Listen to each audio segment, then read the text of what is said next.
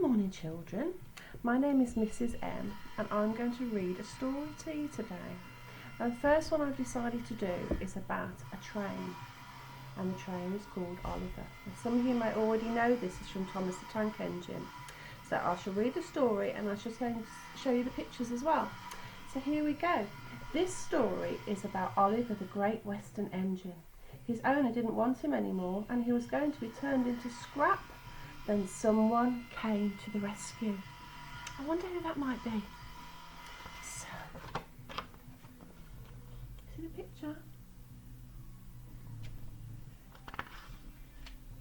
To the trains.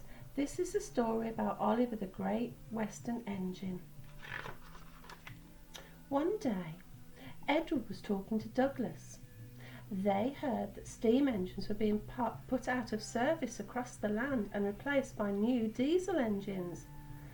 "They're being turned into scrap," said Edward quietly. "Don't mention that word," Douglas gasped.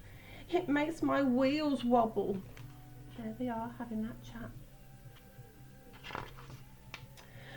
"I agree," replied Edward, "but the Fat Controller says he will make sure there are always steam engines on his railway."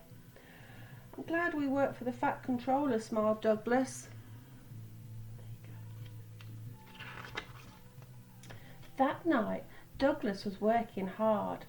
He had taken the midnight goods train to the station at a faraway part of the island where only the diesels worked. He was just shunting, ready for his return journey, when he heard a faint hiss. "That sounds like a steam engine," he thought in surprise. The hiss came again. Hiss. "Who's there?" asked Douglas. "I'm Oliver," whispered a voice. "Are you one of the Fat Controller's engines?" "Aye, and proud of it," replied Douglas. There's a picture. "Thank goodness," said the voice. In the darkness, Douglas could just about make out a little western engine. "This is my coach, Isabel, and brake van, Toad," said the engine. "We've run out of coal and I have no more steam." "But what you doing here?" asked Douglas.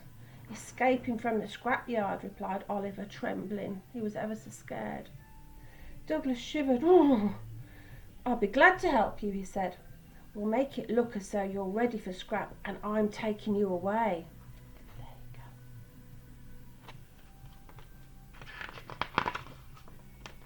The driver and the fireman agreed to help too. Everyone worked fast. They took off Oliver's side rods, wrote out transit labels saying that he belonged to the Fat Controller, and chalked scrap all over him. See? Scrap, scrap. "Near time for me to turn round," panted Douglas. "I'll have to run backwards." Douglas and Oliver started out of their journey. But before they could leave the station, they were stopped. "Oh no!"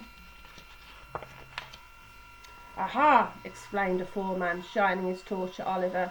"A Great Western Engine?" His light flickered further back. "With a Western coach and a brake van? You can't take these." "But they're all of us. See for yourself," explained Douglas' driver. See the foreman with his shiny torch shining a light. Can you see? Douglas' driver showed him the transit labels. Oliver and Douglas hardly dared to breathe. The foreman looked all over Oliver.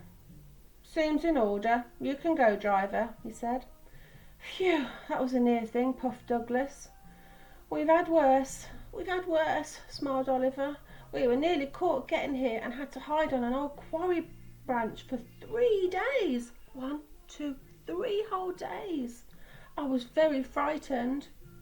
"I'm not surprised," replied Douglas, and they forged ahead. There they go, forging ahead.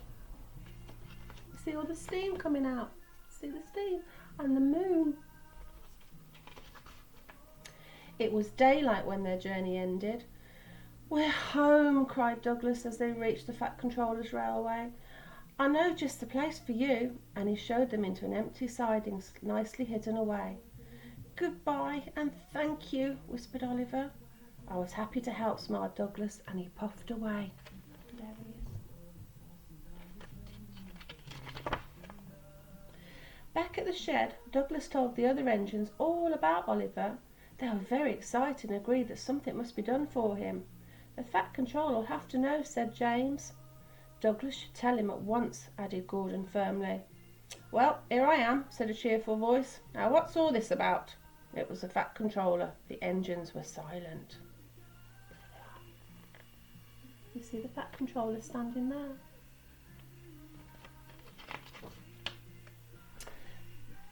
Beg your pardon, sir, but we do need another engine, said Duck quietly at last. Yes, sir, a steam engine, sir, said Gordon. We do indeed, replied the Fat Controller, but I'm afraid that unless one is saved from scrap, there's little hope. Ooh. But, sir, burst out Douglas, one has been. Who told you that, Douglas? Asked the Fat Controller. The engines looked nervously at each other.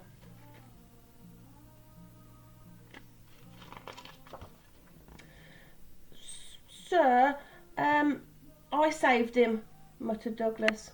You saved a steam engine? Exclaimed the Fat Controller. I want to hear everything. So Douglas told him all about how he had rescued Oliver, Isabel and Toad from the scrapyard. When he had finished, the Fat Controller smiled. I'm proud of you, Douglas, he said. Oliver, Isabel and Toad are just what we need for Duck's branch line. Thank you, sir, replied Douglas, and all the engines cheered. See them cheering. Yay! Yay! The Fat Controller soon had Oliver, Isabel and Toad mended and painted in full Great Western colours. They were very happy on Duck's branch line. As Oliver puffs along the coast, he often thinks about what a lucky escape he had. If Douglas hadn't come to the rescue, things would be very different. Oliver is very grateful for Douglas and everyone at the Fat Controller's Railway for his lovely new home. And there he is. And there's the picture. Well, I hope you liked that story, children. There's many more coming. I'll do another one later. Okay, bye-bye. See you later. Bye.